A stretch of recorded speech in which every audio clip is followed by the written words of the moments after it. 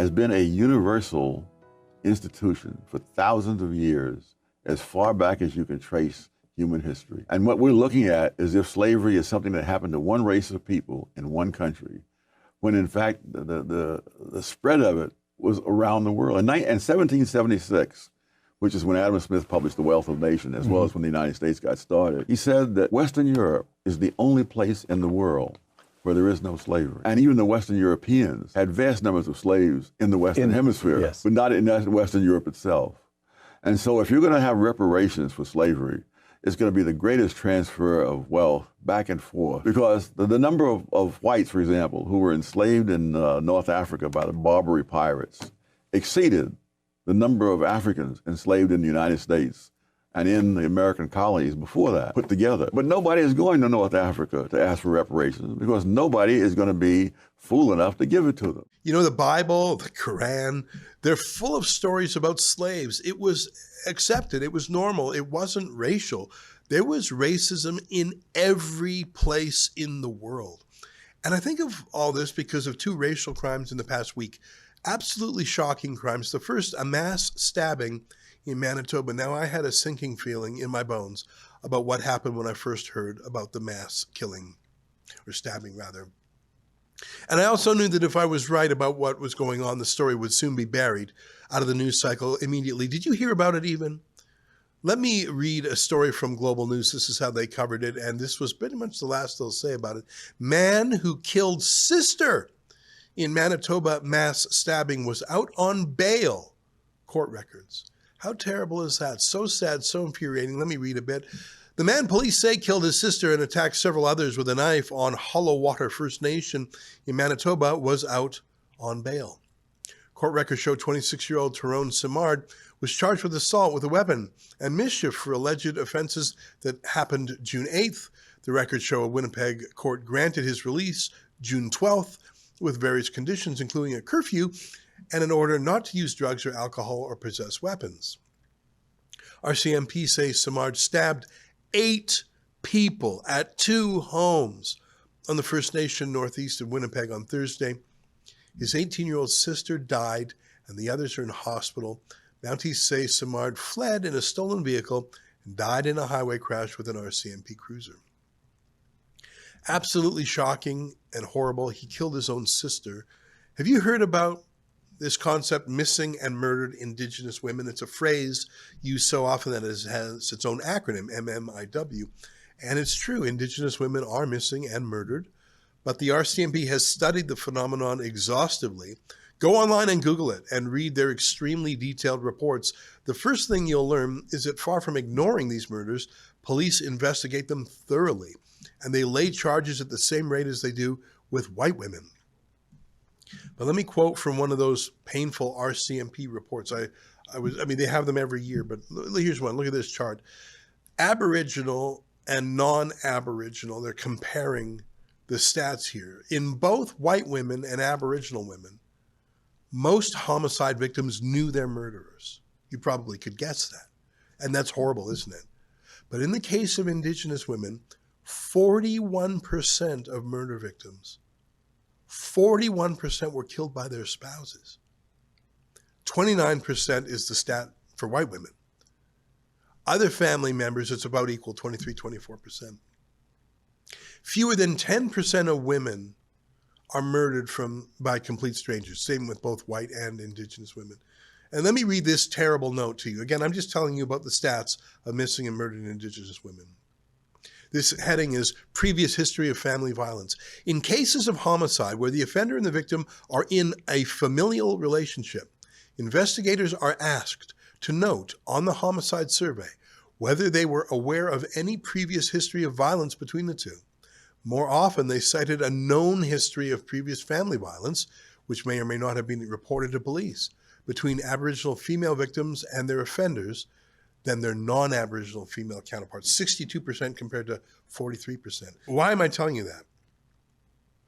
I'm telling you that most Indigenous murder victims are killed at the hands of someone they know, including their family. And I'm telling you that because the solution to this, by guilty white liberal politicians and judges, When an Indigenous man is arrested for violence against women, including against their own family members, the white liberal solution is to let them out on bail or an extremely short sentence. Anything else would be racist, you see. Sure, but by releasing them back into the community, they put the women at risk of violence again. 62% of murdered Indigenous women were attacked before by the same man. You see my point about the do-gooders who want to reduce sentences for Indigenous criminals based on race? Which literally every judge in Canada is commanded to do now since the Gladue court case, and now Liberals are proposing to do that with every single black criminal. That's part of the Liberal Party's Black Justice Plan. They're not just politicizing and weaponizing racism, they are legalizing it. They're putting it into the legal system. They would say to do otherwise is to be harsh to minority criminals. Yes, I suppose. And it would be kind to their victims, though, like Tyrone Simard's sister. Who do you choose? In the U.S., the media prefers to focus on police brutality, such as the case of George Floyd. But a shocking murder happened in a North Carolina train just a couple days ago. A Ukrainian refugee who fled the war there gets on the train, and a serial criminal sits down behind her, complete stranger, completely random, unprovoked, and he just takes out a knife and murders her. Watch this video. Obviously, the killing part is not shown here, but look at him dripping blood on the floor afterwards, and other people on the train don't seem to know. It's so shocking. If you don't want to see that, close your eyes for the next minute.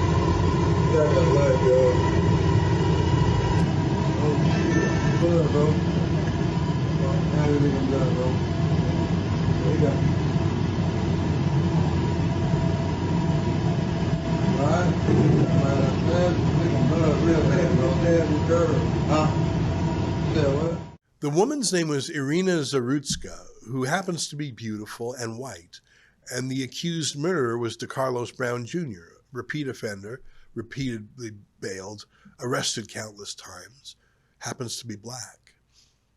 Have you heard about this shocking murder? I mean, Ukraine is in the news these days a lot, a Ukrainian refugee murdered in America. I think that meets the test for shocking news, but the racial angle is too unpleasant for the leftist narrative and too contrary to how liberals view the world. Do you doubt that if a black woman were murdered by a white man, that it would be front page news on the New York Times? Here's Donald Trump on the news. I've made clear Attorney General Pam Bondi is working really hard, that we must get answers about the causes of these repeated attacks, and we're working very, very hard on that. The Trump administration will have no tolerance for terrorism or political violence, and that includes hate crimes against Christians, Jews, or anybody else. We're not going to allow it. And there was also a horrible killing recently in Charlotte, where I talked about, and so many others, and we're going to get to the end of it. And, you know, when you have horrible killings, you have to take horrible actions. And the actions that we take are nothing. This cashless bail started a wave in our country where a killer kills somebody and is out on the street by the afternoon. In many cases, going out and killing again. Now, this is all American, so maybe Canadian news might not have an interest in reporting it, though I think it's newsworthy. But then I typed in the words George Floyd in quotes in the CBC website, and the CBC apparently, and I find this a little bit hard to believe, but actually completely plausible, 10,000 stories about George Floyd on the CBC. 10,000.